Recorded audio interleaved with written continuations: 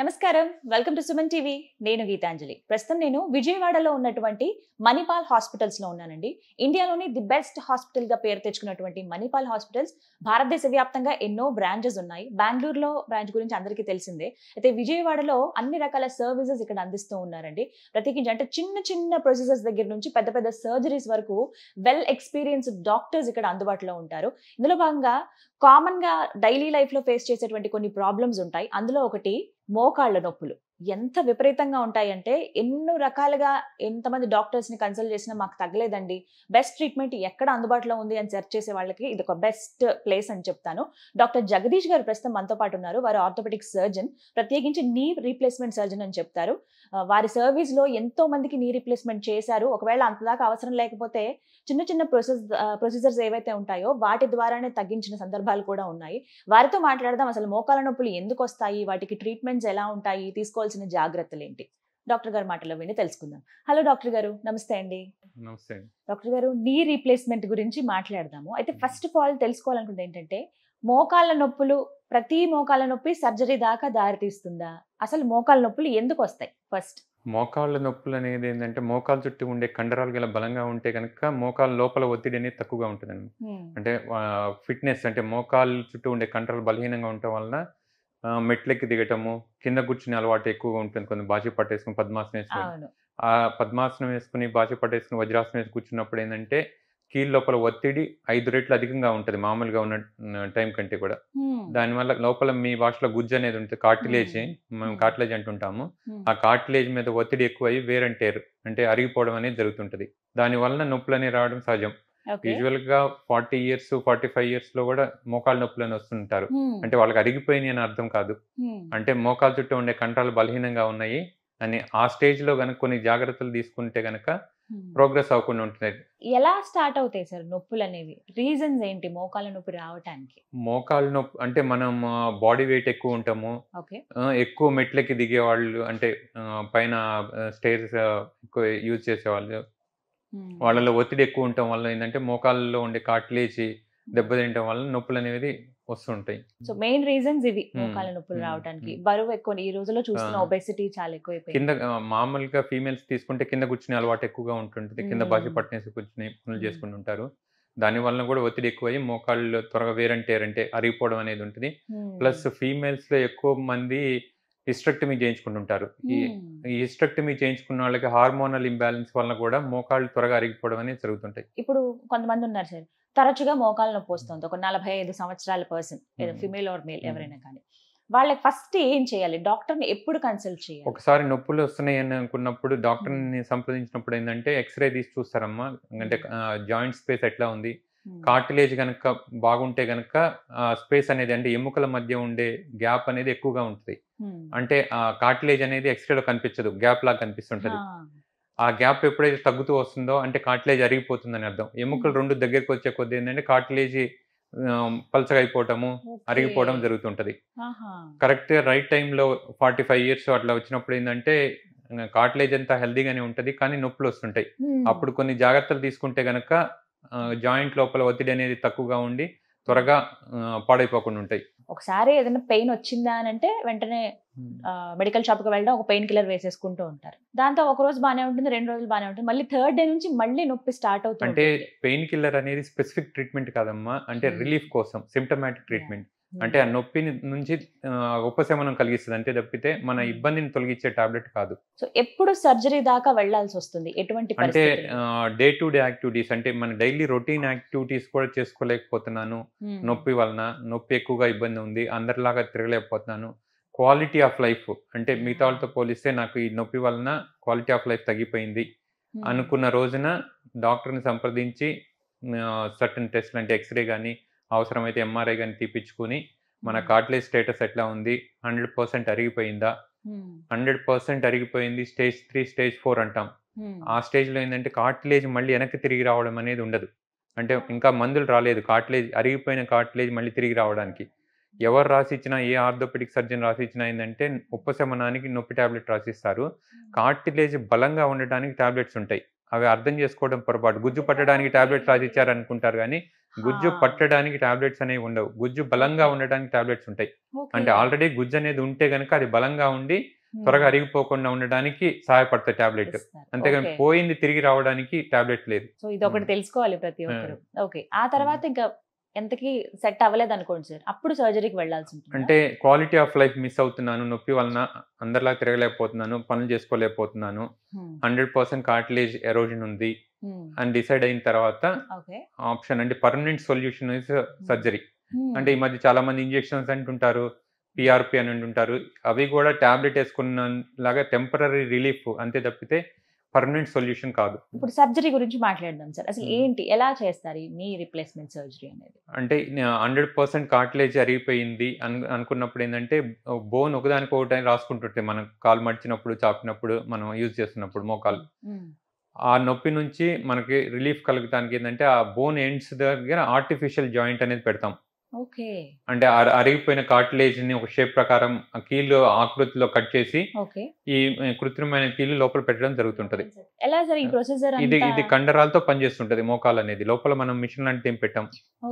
ఆ 2 ఎముకలు రాసుకోకుండా కృత్రిమైన కీళ్ళు లాంటిది పెడతాం. నొప్పి ఉంటుందా అండి ఈ సర్జరీ అనేది? మామూలు యూజువల్ గా ఎనీ సర్జరీ పెయిన్ అని ఉంటుందమ్మా. కాకపోతే ఇప్పుడు వచ్చిన కొత్త పద్ధతుల వల్ల పెయిన్ మెడికేషన్ అనేది పెరిగింది. అంటే పెయిన్ రాకుండా ఇక్కడ ప్రస్తుతం మణిపాల్ హాస్పిటల్స్ లో ఎటువంటి ట్రీట్మెంట్ ఈ నీ రీప్లేస్మెంట్ కి చేస్తున్నారు? అంటే పర్టికులర్ గా ఇలాంటివి కొత్త అప్డేటెడ్ వెర్షన్స్ చాలా వచ్చాయి సార్. ఇక్కడ ఏ పద్ధతి ఫాలో అవుతున్నారు? అంటే ఎవరు సర్జరీ చేసినా అందరూ ఫాలో అయ్యే జనరల్ గా అంటే పేషెంట్ ఎక్స్పెక్టేషన్స్ ఎట్లుంటే నేను ఎప్పుడు నడుస్తాను, ఎన్ని రోజులు పనిచేస్తుంది ఈ సర్జరీ, నొప్పి ఎక్కువగా ఉంటుందా, ఫిజియోథెరపీ చేయాలా, ఇది కామన్ క్వశ్చన్స్ అడుగుతుంటారు. మామూలుగా నీ రీప్లేస్మెంట్ అనేది ఏంటంటే సర్జరీ అనేది సరిగ్గా జరిగి మనం కొన్ని జాగ్రత్తలు తీసుకుంటే ఏంటంటే 25 years అట్లా పనిచేస్తుంటుంది. 20-25 years పనిచేస్తుంటది. అంటే మన బాడీ వెయిట్ సరిగ్గా మెయింటైన్ చేయాలి. అంటే మనం సడన్ గా 100 kgs 100+ అయిపోయామనుకోండి, లోడ్ ఎక్కువ పట్టడం వలన కూడా ఆ లోపల పెట్టిన కీల్ అనేది లూజ్ అవడం జరుగుతుంటది. ఇలా మరలా మన కార్టిలేజ్ ఎట్లా అరిగిపోయిందో ఆ కీల్ కూడా అరగడం అనేది జరుగుతుంటది. ఎంతసేపు పడుతుంది సార్ ఈ సర్జరీ? సర్జరీ 45 minutes పడుతుంది, 45 to 1 hour. పోస్ట్ కేర్ ఎలా ఉండాలి? మామూలు యూజువల్ గా సర్జరీ అయిన తర్వాత 6 hours తర్వాత లేచి నడవచ్చు. మన పెయిన్ బట్టి అంటే పేషెంట్ పెయిన్ థ్రెషోల్డ్ ఒక్కొక్క పేషెంట్ కి ఒక్కొక్క రకంగా ఉంటుంది. కొంతమంది చాలా పెయిన్ అంటుంటారు, కొంతమంది నాకు పెయినే లేదంటుంటారు. అది వాళ్ళ శరీర తత్వాన్ని బట్టి ఉంటుంది. అంతేగాని సర్జరీ అనేది ఎవరికి చేసినా అదే రకమైన సర్జరీ ఉంటుంది. కాకపోతే నొప్పి ఇదనేది ఒక్కొక్క శరీర తత్వాన్ని బట్టి ఒక్కొక్క రకంగా ఉంటుంది. అదే కొంతమంది ఏంటంటే ఇదే అడుగుతుంటారు, అన్ని సంవత్సరాల పాటు గ్యారంటీ ఇస్తారా, మళ్ళీ ఏమైనా ప్రాబ్లం అయితే పరిస్థితి ఏంటి? కొన్ని కాంప్లికేషన్స్ అనేవి ఉంటాయమ్మా. అంటే 25 years 20 years పనిచేస్తాయి అని చెప్తుంటాం. కానీ కొంతమందికి ఏంటంటే ఏదైనా జ్వరం వచ్చిన తర్వాత అంటే బాడీలో ఏమైనా ఇన్ఫెక్షన్స్ ఉంటే గనక మన రక్తం ద్వారా ఈ కీలు కూడా ఇన్ఫెక్ట్ అయ్యే ఛాన్సెస్ ఉంటాయి. అంటే యూరినరీ ట్రాక్ట్ ఇన్ఫెక్షన్స్ కానీ, మామూలు నేసల్ ఇన్ఫెక్షన్స్ కానీ, ఇయర్ ఇన్ఫెక్షన్స్ కానీ, థ్రోట్ ఇన్ఫెక్షన్స్ కానీ ఉన్నప్పుడు ఈ బ్యాక్టీరియా అనేది బ్లడ్ ద్వారా సర్క్యులేట్ అవుతుంటది బాడీలో. ఈ కీల్ అనేది ఏంటంటే ఫారిన్ బాడీ కాబట్టి ఈ బ్లడ్ అక్కడ బ్యాక్టీరియా బ్లడ్ ద్వారా అక్కడికి వెళ్ళినప్పుడు ఏంటంటే ఆ కీల్ పట్టుకోవడం జరుగుతుంటది. అంటే ఇన్ఫెక్ట్ అయ్యే ఛాన్సెస్ ఎక్కువగా ఉంటుంది. అటువంటి ఇన్ఫెక్షన్స్ అనేది రాకుండా జాగ్రత్త చూసుకుంటుండాలి. ముందు జాగ్రత్త చర్యగా యాంటీబయాటిక్స్ లాంటివి ఏమైనా అవసరమైతే వాడుకుంటూ ఉండాలి. ఒకసారి మెయిన్ కాంప్లికేషన్ ఏంటంటే ఈ రీప్లేస్మెంట్స్ లో ఇన్ఫెక్షన్. ఒకసారి ఇన్ఫెక్షన్ వస్తే ఒక్కొక్కసారి కీల్ తీసేయడం అనేది అవసరం వస్తుంటది. కీల్ తీసేసేసి మళ్ళీ ఇన్ఫెక్షన్ తగ్గిన తర్వాత మళ్ళీ పెట్టుకోవాలి. ఆ కీల్ ఉన్నంత వరకు ఇన్ఫెక్షన్ అనేది తగ్గదు. ఎందుకంటే ఆ కీలుకి రక్త ప్రసరణ ఉండదు. మనం ఇచ్చిన మెడిసిన్ కీల్ లోపలికి వెళ్ళదు. 2 knees ఒకేసారి చేస్తారా సార్? అది ఫిట్నెస్ ని బట్టి. కొంతమంది ఏజ్ తక్కువగా ఉండి మన బ్లడ్ పారామీటర్స్, కార్డియాక్ స్టేటస్ అంత అంటే కోమార్బిటీస్ అంటే వేరే అదర్ ఇల్నెస్ ఏమీ లేకుండా ఫిట్ గా ఉన్నారు, మన శరీరము 2 సర్జరీస్ కి సహకరిస్తుంది అని అనుకుంటే కనుక చేస్తుంటాం. ఫుడ్ విషయంలో కొన్ని రిస్ట్రిక్షన్స్ చెప్తారు, ఇలా మోకాలు అంటే వెయిట్ పెరగకుండా ఉండమని చెప్తాము. అంటే మామూలుగా ఇది తినొచ్చు అది తినకూడదు అని ఏం లేదు, బాడీ వెయిట్ కంట్రోల్ ఉండాలి. మీ ఎక్స్పీరియన్స్ లో ఏ ఏజ్ వాళ్ళు ఎక్కువగా ఈ నీ రీప్లేస్మెంట్ కి వస్తున్నారు సార్? రీప్లేస్మెంట్ స్టేజ్ ఎక్కువగా 50+ ఉంటారమ్మా. 55, 58 ఎక్కువ ఉంటారు. ఎక్కువగా ఉండేది 60+ ఉండేది కామన్ ఇది. కాకపోతే ఇప్పుడు మనకున్న ఇప్పుడున్న లైఫ్ స్టైల్ దీని ప్రకారం ఏంటంటే 40 years వాళ్ళు కూడా నీ పెయిన్స్ అని వస్తుంటారు. అంటే వాళ్ళు అరిగిపోయిందని అర్థం కాదు, మామూలు పెయిన్ కూడా పెయిన్ అని వస్తుంటారు. అప్పుడు కనుక కొన్ని జాగ్రత్తలు పాటిస్తే కనుక త్వరగా అరిగిపోకుండా ఉంటాయి. 60+ అరిగిపోవడం అనేది కామన్ ఏజ్ తో పాటు. వయసు రీత్యా అయితే ఇప్పుడు మామూలుగా నీ రీప్లేస్మెంట్ అనేది ఎంత కామన్ అయిపోయిందంటే, ఒక ఏజ్ వచ్చిన తర్వాత మనం క్యాటరాక్ట్ ఎట్లా చెప్పించుకుంటామో అట్లా మోకాళ్ళ సర్జరీ అనేది కూడా కామన్ అయిపోయింది. అంటే మనం లైఫ్ స్పాన్ పెరిగింది. మీ ఎక్స్పీరియన్స్ మీకు సర్ప్రైజింగ్ గా అనిపించింది ఏదన్నా ఉందా ఇలా? అంటే ఆ మోకాళ్ళ నొప్పికి సంబంధించి ఎవరైనా వచ్చినప్పుడు వాళ్ళు త్వరగా క్యూర్ అవటం కానీ, లేకపోతే ఇలాంటివి ఏమైనా గమనించారు? అంటే ఒక్కొక్క బాడీ ఇందాక చెప్పినట్టు ఏంటంటే ఒక్కొక్క శరీర తత్వాన్ని బట్టి ఉంటుంది. కొంతమంది చేయించుకున్న 6 అవర్స్‌కే నేను నడుస్తాను, నాకు పెయిన్ ఏం లేదు అని అంటుంటారు. కొంతమంది 3-4 డేస్ అయినా కానీ నాకు పెయిన్ చాలా ఎక్కువగా ఉంది అని అంటారు. అది శరీర తత్వాన్ని బట్టి. అంటే పెయిన్ థ్రెషోల్డ్ అని అంటాం. కొంతమందికి నొప్పి భరించే శక్తి ఎక్కువగా ఉంటుంది, కొంతమందికి నొప్పి భరించే శక్తి తక్కువగా ఉంటుంది. టిప్స్ చెప్పండి సార్, ఏమైనా ఖచ్చితంగా ఫాలో ఇప్పుడిప్పుడే కొంచెం మోకాళ్ళ నొప్పి వస్తున్నట్టుగా అనిపిస్తుంది, తక్కువ ఏజే ఉన్నారు, బట్ రీజన్స్ ఏంటి, వాళ్ళు ఎలాంటి ఫాలో కొన్ని జాగ్రత్తలు తీసుకోవడం. అంటే మోకాళ్ళకి సంబంధించిన ఎక్సర్సైజ్లు ఉంటాయి. అంటే ఫిజియోథెరపిస్ట్ ని కన్సల్ట్ చేస్తే మోకాళ్ళ చుట్టూ ఉండే కండరాలు బలంగా ఉండే ఎక్సర్సైజ్ చెప్తారు. మోకాళ్ళ చుట్టూ ఉండే కండరాలు కనుక బలంగా ఉంటే కనుక మోకాళ్ళకి లోపల ఒత్తిడి అనేది తక్కువగా ఉంటది. లోపల ఒత్తిడి తక్కువగా ఉంటే కార్టిలేజ్ మీద స్ట్రెస్ తక్కువ ఉండటం వల్ల కార్టిలేజ్ వేర్ అండ్ టేర్ అనేది తక్కువగా ఉంటుంది. సర్టన్ ఏజ్ వచ్చిన తర్వాత 40 years వరకు ఏంటంటే సెల్స్ అనేవి యంగ్ గా ఉంటాయి. మనం ఏ పని చేసినా గానీ తట్టుకునే శక్తి ఉంటది, అంత త్వరగా పాడైపోవు. 40 క్రాస్ అయిన తర్వాత కొన్ని జాగ్రత్తలు, అంటే ఎక్కువగా మెట్లెక్కి దిగటము, కింద పద్మాసనము వజ్రాసనం వేసుకుని కింద కూర్చోవడము, బాడీ వెయిట్ ఎక్కువగా ఉండటము, వీటన్ని కంట్రోల్లో పెట్టుకుంటే మోకాళ్ళ లోపల ఒత్తిడి అనేది తక్కువగా ఉండి త్వరగా పాడైపోకుండా ఉంటాయి. కొంతమంది ఇట్లా ఆడుతున్నప్పుడు లేకపోతే మెట్లు ఎక్కుతున్నప్పుడు సడన్ గా పడిపోయి మోకాళ్ళకి దెబ్బలు తగులుతుంటాయి, అవి కూడా ఏమైనా ప్రాబ్లం క్రియేట్ చేస్తాయి? లోపల మోకాళ్ళ లోపల కార్టిలేజే కాకుండా మన మోకాళ్ళు క్రమ పద్ధతిలో పనిచేయడానికి మెనిస్కస్ అని లెగమెంట్స్ అనేవి ఉంటాయి. ఆ మెనిస్కస్ అనేది కూడా ఒక్కోసారి ఏంటంటే స్పోర్ట్స్ ఇంజురీస్, అంటే స్పోర్ట్స్ ఆడుతున్నప్పుడు కానీ లేదా ఏదైనా పడిపోయినప్పుడు కానీ పాడైపోవడం జరుగుతుంటాయి. ఆ మెనిస్కస్లు ఆ లిగమెంట్స్ పోయినప్పుడు ఏంటంటే మోకాలు కదలికలో మార్పు వచ్చేసేసి, అంటే ఒక క్రమ పద్ధతిలో కదలకపోవడం వల్ల ఏంటంటే ఆ కార్టిలేజ్ మీద ఒక ప్లేస్ లోని కార్టిలేజ్ మీద ఒత్తిడి ఎక్కువ అవడం వల్ల కూడా త్వరగా కార్టిలేజ్ అనేది పాడైపోవడం అనేది జరుగుతుంటది. వాటికి ట్రీట్మెంట్ ఇప్పుడు మెనిస్కస్ అనేది వాషెస్ లాగా ఉంటాయి లోపల. ఆ మెనిస్కస్ అనేది టేర్ అయినప్పుడు ఏంటంటే కొంతమందికి రిపేర్ చేస్తుంటాం, కొంతమందికి తీసేస్తుంటాం పూర్తిగా మెనిస్కస్ తీసేయడం వలన కూడా మోకాలు త్వరగా అరిగిపోవడం అనేది జరుగుతుంటది. సో ఫైనల్లీ ఏం చెప్తారంటే ఎలాంటి కేర్ తీసుకోవాలి వీటికి సంబంధించి? నీస్ కి సంబంధించి మోకాలకు సంబంధించిన ఎక్సర్సైజ్ చేయాలమ్మా. అంటే మెయిన్ బాడీ వెయిట్ కంట్రోల్ ఉండి మోకాలకు సంబంధించి మోకాలు చుట్టూ ఉండే కండరాలు బలంగా తయారు చేసుకుంటే గనక, అంటే సైక్లింగ్ అనేది చాలా మంచిది.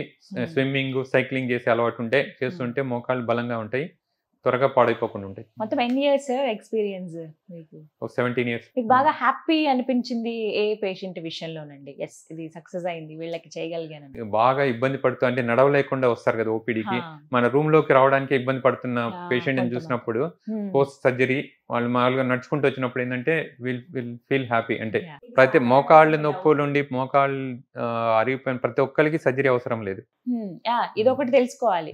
అవునండి, ఇది ఒక క్లారిటీ ఇవ్వండి. ఇప్పుడు వాటిని స్టేజెస్ లాగా డివైడ్ చేస్తుంటాం. అంటే అరుగుదలని స్టేజ్ 1, స్టేజ్ 2 లో సర్జరీ చేయించుకోమని చెప్పాం మేము. కొన్ని జాగ్రత్తలు తీసుకోండి, ఉపశమనానికి నొప్పి టాబ్లెట్ తాత్కాలికంగా అవసరాన్ని బట్టి నొప్పి టాబ్లెట్ చేసుకోండి, ఏదైతే నొప్పి కలిగిస్తుందో ఆ పనులు చేసుకోకుండా ఉండండి, ఆ మిగిలిపోయిన కార్టిలేజ్ కూడా పోకుండా చూసుకోండి అని చెప్తుంటాం. అంతేగాని స్టేజ్ 1, స్టేజ్ 2 లో సర్జరీ అవసరం లేదు. ఇంకొకటి, సర్జరీ అనగానే స్కార్స్ ఉంటాయి, సర్జరీ చాలా నొప్పిగా ఉంటుంది, ఇవన్నీ ఎందుకు అని చెప్పి అవాయిడ్ చేసి వేరే పద్ధతుల్లోకి వెళ్ళిపోతున్నారు ఈ మధ్య చాలా మంది. అది బెస్ట్ వే కాదా? అంటే ఏ మెడిసిన్ లో అయినా కరెక్ట్ ట్రీట్మెంట్ ఉండి అది మనకి వర్కౌట్ అవుతుంది అన్నప్పుడు ఆలోచించవచ్చు. ఊరికే గుడ్డిగా అది పని చేస్తుందా చేయదా అని ఆలోచించుకోకుండా, అంటే సర్జరీ అనే భయంతో వెళ్ళడం అనేది కరెక్ట్ కాదు. పిఆర్పి ఎంత మంది ఇప్పుడు చేయించుకుంటున్నారంటే వాళ్ళు చెప్పే ఒకటే రీజన్ సార్, నొప్పి అంత మేము భరించలేమండి, సర్జరీ ఎక్కువ నొప్పి వస్తుంది, దాంతో పాటుగా ఆ స్కార్ అనేది అలా ఉంటుంది, మాకు ఇబ్బందిగా అనిపిస్తుంది, కొన్ని రోజుల పాటు రెస్ట్ అవసరము, ఎందుకు వచ్చిన బాధ, జస్ట్ ఇంజెక్షన్ తో అయిపోతుంది కదా, పిఆర్పి చాలా మంది అప్రోచ్ అవడం నేను విన్నాను కూడా. సర్జరీ లేకుండా కరెక్ట్ అవుతుందంటే మనం ఎక్కడికైనా వెళ్తాం, ఎంత దూరమైనా వెళ్తాం, ఎంతైనా ఖర్చు పెడుతుంటాం. సర్జరీ అనేసరికి మీరు అన్నట్లు ఏంటంటే కొన్ని భయాలు, కొన్ని అపోహలు ఉండటం వల్ల సర్జరీ ప్రిఫరెన్స్ ఇవ్వం. ఫస్ట్ చాయిస్ సర్జరీ అనుకోం. సర్జరీ లేకుండా ఏ విధంగా వర్కౌట్ అవుతుంది అనేది వెతుకుతుంటాం. నిజంగా వర్కౌట్ అయితే చూడొచ్చు, కానీ ఏంటంటే అవి మిత్, అంటే నిజం కాదు అవన్నీ. ఏంటంటే పేషెంట్ వీక్నెస్ ని క్యాష్ చేసుకోవడం. అంటే పిఆర్పి అనేది ప్లేట్లెట్ రిచ్ ప్లాస్మా. అది ఇంజెక్ట్ చేయడం వలన అరిగిపోయిన కార్టిలేజ్ మళ్ళీ తిరిగి వచ్చిన ఇదైతే ఎక్కడ లేదు. రాదే సార్. మరి ఎలా క్యూర్ అవుతుంది, ఎందుకు తగ్గుతుంది? 100% అరిగిపోయిన వాళ్ళకిను 30% అరిగిపోయిన వాళ్ళకి తేడా ఉంటది. మా పక్కింటి వాళ్ళు వెళ్ళి చేయించుకున్నారు ఇంజెక్షన్, వాళ్ళకి తగ్గిపోయింది అనుకుంటారు. ఈ అనుకునే పర్సన్ 100% అరిగిపోయి ఉంటది, అది చేయించుకున్న పర్సన్ కి ఒక 10% అరిగిపోయి ఉంటది. ఆ 10% అరిగిపోవడం వల్ల రిలీఫ్, ఉపశమనం అనేది వస్తుంది. దానికి వాళ్ళు తగ్గిపోయింది అనుకుంటుంటారు. కాకపోతే వాళ్ళ పరిస్థితి ఏంది, వీళ్ళ పరిస్థితి ఏంది అనేది డాక్టర్కే తెలుస్తుంది కానీ పేషెంట్ కి తెలియదు. నేను ఏ స్టేజ్ లో చేయించుకున్నాను, వాళ్ళు ఏ స్టేజ్ లో చేయించుకున్నారు అనేది తెలియదు. కాబట్టి వాళ్ళకి పనిచేసింది కాబట్టి మనకి పనిచేస్తుంది అని చెప్పి చేయించుకుంటుంటారు. స్టేజ్ 1 వాళ్ళు చేయించుకుంటుంటారు, స్టేజ్ 4 వాళ్ళు చేయించుకుంటుంటారు. స్టేజ్ 1 వాళ్ళు రిలీఫ్ వచ్చింది, నాకు బాగుంది అంటుంటారు. స్టేజ్ 4 వాళ్ళు నాకు మాత్రమే పని చేయలేదు, వాళ్ళకి పని చేసింది, మన బ్యాడ్ లక్ అనుకుంటుంటారు. స్టేజ్ 4 దాకా వచ్చారంటే అది ఇంకా నీ రిప్లేస్మెంట్ 100% ప్రెసెంట్ ఉన్న అందుబాటులో ఉన్న ట్రీట్మెంట్ ఒక నీ రిప్లేస్మెంట్ తప్పితే మెడిసిన్స్ కానీ ఇంజెక్షన్స్ కానీ ఎటువంటివి ఉపయోగం లేదు. డాక్టర్ గారు, ఇట్లా కొంచెం నొప్పి వచ్చిందంటే చాలు, చాలా మంది ఇప్పుడు చూస్తున్నాం కదా, పెయిన్ కిల్లర్ ఇంజెక్షన్స్ లాగా వెళ్ళిపోతున్నారు. పెయిన్ కిల్లర్స్ టాబ్లెట్లు వేసుకోవడం అనేది ఇంకా అయిపోయింది, ఆ తరం కూడా అయిపోయినట్టే చెప్పాలంటే. ఇప్పుడు అంతా అప్పటికప్పుడు క్యూర్ అవ్వాలంటే ఇంజెక్షన్ ఒకటి చేయించుకుంటే సరిపోతుందని అంటున్నారు. ఇలా ఇంజెక్షన్స్ చేయించుకోవటం వల్ల ఏమన్నా అసలు యూజ్ ఉంటుందా, నొప్పి మళ్ళీ రాకుండా ఉంటుందా? అంటే కొంతమంది పేషెంట్స్ కి సర్జరీకి ఫిట్ ఉండరమ్మా. అంటే వేరే కోమార్బిడిటీస్ ఉంటాయి, అంటే కార్డియాక్ ప్రాబ్లమ్స్ ఉంటాయి. అంటే ఇది ప్రాణాలు కాపాడే ఆపరేషన్ ఏమి కాదు ఈ నీ రీప్లేస్మెంట్ అనేది. అంటే క్వాలిటీ ఆఫ్ లైఫ్ ఇంప్రూవ్ అవడానికి. మనకి లైఫ్ రిస్క్ ఉంది, హై రిస్క్ సర్జరీ అన్నప్పుడు ఏంటంటే సర్జరీ మేము కూడా సజెస్ట్ చేయం. అటువంటిప్పుడు పేషెంట్కి ఉన్న ఇబ్బంది, నొప్పి నుంచి ఏం చేస్తే ఉపశమనం కలుగుతుంది అని ఆలోచించి కొంతమందికి ఇంజెక్షన్స్ సజెస్ట్ చేస్తుంటాం. అంటే స్టెరాయిడ్ ఇంజెక్షన్స్ కానీ అవి తాత్కాలికంగా ఉపశమనం కలిగిస్తాయి. కొంతమందిలో 3 నెలలు కలగవచ్చు, కొంతమంది 6 నెలలు కలగవచ్చు, కొంతమందికి పర్మనెంట్ గా రిలీఫ్ రావచ్చు. కొంతమంది అడుగుతుంటారు, నొప్పి భరించలేకపోతున్నారు డాక్టర్ గారు, ఏదో ఒకటి చేయండి అని అడుగుతూ ఉంటారు. అలాంటి వాళ్ళకి ఇంజెక్షన్ సజెస్ట్ చేస్తారండి. సర్జరీకి ఫిట్ లేరు పేషెంట్, సర్జరీ రిస్క్ ఎక్కువ అన్న వాళ్ళకి ఆప్షన్, అంటే మన నొప్పి నుంచి ఉపశమనం కలగడానికి ఇదొక మార్గం. అంతేగాని సర్జరీకి ఆల్టర్నేటివ్ కాదు ఇంజెక్షన్ అనేది. చాలా పెయిన్ క్లినిక్స్ ఇప్పుడు రోడ్డు మీద ఒక రకంగా చెప్పాలంటే వీధికి ఒకటి చూస్తున్నాను సార్. అక్కడ చేయించుకునేవి ఇవే ట్రీట్మెంట్స్ చాలా వరకు. అంటే 100కి 100% సక్సెస్ అవుతున్నారా అంటే లేదు. మళ్ళీ రీజన్స్ ఏంటి? సక్సెస్ అయిన వాళ్ళు ఏమో నాకు తగ్గిపోయిందని చెప్తారమ్మా 10 మందికి. సక్సెస్ కాని వాళ్ళు నా దురదృష్టము, నాకు మాత్రమే తగ్గలేదు, మాకు తెలిసిన వాళ్ళు చాలా మంది తగ్గింది అనుకుంటుంటారు. సర్జరీ లేకుండా ట్రై చేద్దాం అనేది మానవ సహజం. మామూలు సర్జరీకి వెళ్ళే కాకపోతే అది మనం తీసుకునే ట్రీట్మెంట్ కరెక్ట్ గా ఉంటుందా, మనకు ఉపయోగమా కాదా అనేది తెలుసుకుంటుండాలి సైంటిఫిక్ గా. అంతేగాని డాక్టర్ ఏది చెప్తే అది గుడ్డిగా ఫాలో అయిపోమని కాదు. ప్లస్ సర్జరీ అనేది ఏంటంటే 100% అరిగిపోయింది అన్న స్టేజ్ లో మాత్రమే చేయించుకోవాలి. చిన్న నొప్పులకి చేయించుకోకూడదు. అంటే మామూలుగా డైలీ యాక్టివిటీస్ ఇబ్బంది అవుతున్నాయి అని, అంతేగాని ఎప్పుడో వారానికి ఒకసారి నొప్పి వస్తుంది అన్నప్పుడు కాదు. సో ఎక్కువగా ఆలోచించేది ఇదే, ఫస్ట్ ఇక్కడికి వెళ్ళిపోయి లాస్ట్ లో అప్పుడు సర్జరీకి ఏ ఆప్షన్ లేదన్నప్పుడు సర్జరీకి వెళ్దాం అని అనుకుంటారు. అంటే ఇప్పుడు నొప్పి టాబ్లెట్ ఏ విధంగా 5-6 గంటలు పనిచేస్తుందో, కొన్ని ఇంజెక్షన్స్, కొన్ని బ్రేసెస్ ఇస్తుంటాం అంటే వెయిట్ ట్రాన్స్మిషన్ అవడానికి. ఆ బ్రేసెస్ ఇవేంటంటే ఉపశమనానికి, అంతేగాని పర్మనెంట్ సొల్యూషన్ అంటే అరిగిపోయిన మోకాలు మళ్ళీ నార్మల్ అవడం అనేది లేదు. Thank you so much doctor గారు. నమస్తే అండి. నమస్తే. సో విన్నారు కదా, విజయవాడలో ఉన్నటువంటి మణిపాల్ హాస్పిటల్స్ లో నీ రీప్లేస్మెంట్ కి ది బెస్ట్ ట్రీట్మెంట్ అందుబాటులో ఉందండి. ప్రత్యేకించి చెప్పాలి, డాక్టర్ జగదీష్ గారు 17 ఏళ్ల అనుభవం ఉంది వారికి. ఇప్పుడు ఈ రోజుల్లో చూస్తున్నాం కదా, మోకాలు నొప్పులు అనేది వయసుతో సంబంధం లేకుండా అందరికీ వస్తున్నాయి. మీరు రకరకాల హాస్పిటల్స్ కి తిరుగుంటారు, బట్ ఎక్కడ సర్జరీ చేయించుకోవాలి, ఇంజెక్షన్ చేయించుకుంటే సరిపోతుందా, ఎందుకు ఇంతగా నొప్పులు వస్తున్నాయని చెప్పి ఒక కన్ఫ్యూజన్ లో ఉండిపోతారు చాలా మంది, ఎక్కడ మాకు సొల్యూషన్ దొరకట్లేదని. అలాంటి వాళ్ళకి the best place, best treatment అందించేటువంటి స్థలం మణిపాల్ హాస్పిటల్స్ విజయవాడ. మరిన్ని వివరాల కోసం స్క్రీన్ మీద కనబడుతున్న నెంబర్స్ కు కాల్ చేయండి. ఇది వాళ్ళ వీడియో. నమస్తే.